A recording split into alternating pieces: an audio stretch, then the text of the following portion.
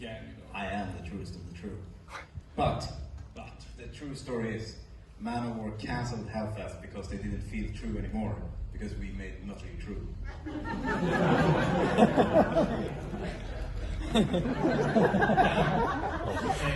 They're going to perform later tonight, and even later tonight there's an opportunity to for a meet and greet. It will be in the lounge area.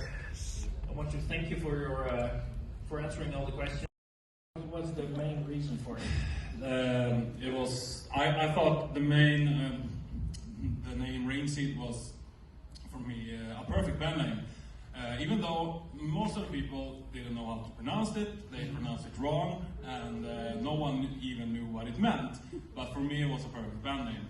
I can just tell you right now, Rainseed was a made-up name, and it was the Temple of Rainseed in an epic saga of a power metal land far, far away. That's what happens when, you know, that kind of things happen when you start a band when you're 14 years old. But we had to change the band name for a couple of reasons, actually. It's one of the reasons was that we changed the record label.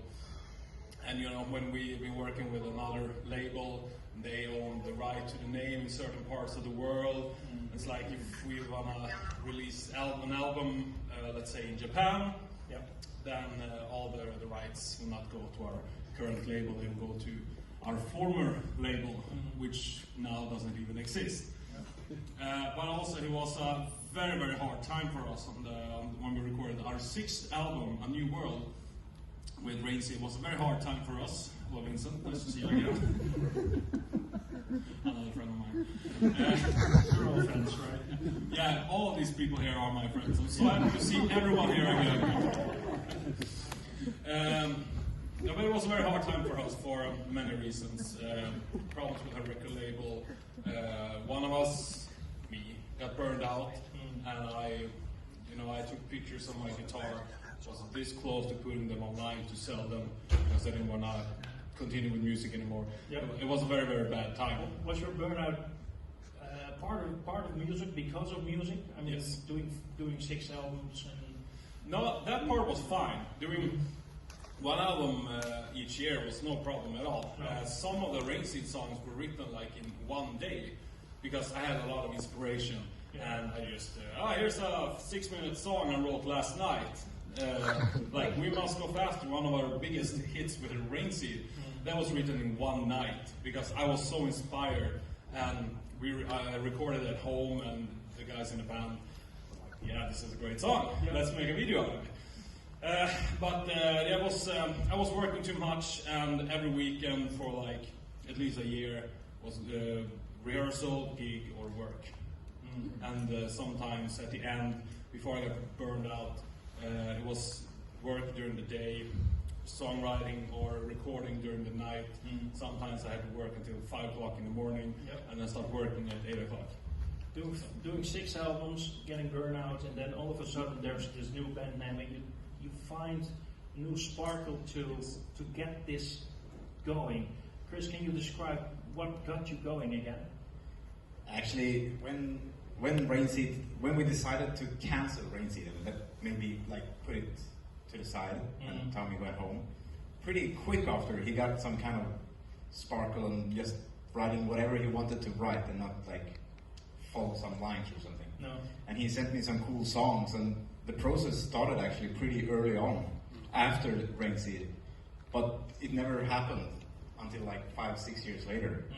But I think we started recording the demos like 1 year after Rainseed, and 2014. Yeah. In March 2014, we started to record demos. And then it took like 5 years until Majestica actually happened. In the meantime, you got another job with another band. Yes. Yes. What band? What band? The band that we're not going to go. Yeah. But your main job is Sabaton. Yes. Do I say that right, or is no, it's Sabaton pronounced Sabaton. Yeah, but is it your main job, or is it that's my job? That's my main job. How do you look at that, Chris? the Sabaton situation. Next question. I remember when he called me, and I was really happy for him. We're having a party over here, yes. And you know that he was supposed to be in Sabaton many years before, but he turned the offer down. That was like 4 or 5 years earlier, right? 4 years earlier, yeah. Because you had the Majestica Sparkle then. No, I had a Rainseed Sparkle. Okay. Yeah. No, I was. That was at the time when a lot of things happening would start to happen with Rainseed. We were like going up, and I felt even if I would fail, at least I want to try. Yeah. And well, I wouldn't say I failed, but I didn't succeed in the way I was hoping to succeed. But it was worth it. Yeah. Really, because a lot of things. Well, if I would have joined Sabaton in 2012, I don't think this would have happened. No. So no, but I turned it down because I wanted to put time to my own music when I still had a chance. So you're still proud of the 6 Rainseed albums? Yes. Yes. That's good. Hey, about the Sabaton situation, I'd like to ask one more question about that, because I read interviews with the band, and they and you are very ambitious with it. And I was thinking, how ambitious can Majestica be? Well, we do as much as we can, but we always, I mean, we known from day one of Majestica that Tommy is playing in Sabaton, so we know that he has his, schedule. But I also have my day job, so, it's hard to find time, but we do everything we can, and we're gonna continue that way. Is your day job in music as well? I'm now doing like free time kindergarten. No, it's a free time youth club basically. So it's like rehearsal places and piggies. So table tennis is the name. But is that a good combination for you? Yeah, it's fine because I can take time off whenever I want, so yeah, it's good. And I'm also doing audio tech for other bands, so I'm touring with them. I understood that it was even mysterious if Majestica could play here, because you were probably supposed to be in the United States at the moment. I was supposed to have the last show with Sabaton today, but well, fortunately, no, I will never say that, because we had to cancel the tour because Richie Faulkner from Judas Priest got very, very ill, and he almost died, but luckily he survived, and he will be back on his feet very soon. But we cancelled the tour after 3 weeks with Judas Priest, and we were very sad to hear that that he got ill and had to cancel the tour for that reason. So you never went there anyway?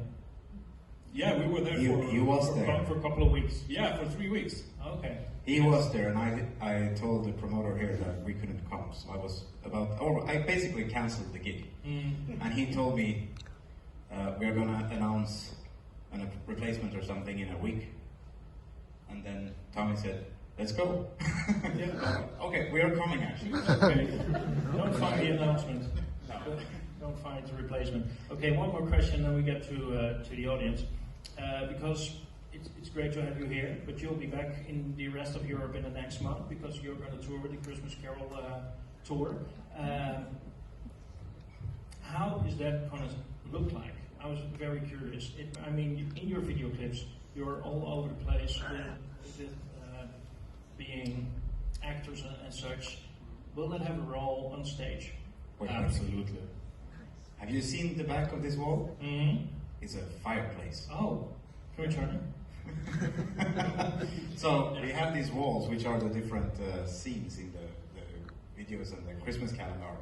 So it's just one wall that it says Majestica, and the other ones are like the office, and then you have the fireplace on this one. And then a brick wall for all the dark scenes, for the ghosts of Christmas to come, and okay, stuff like that. You look like you have a lot of fun doing the acting. Well, we have a lot of fun.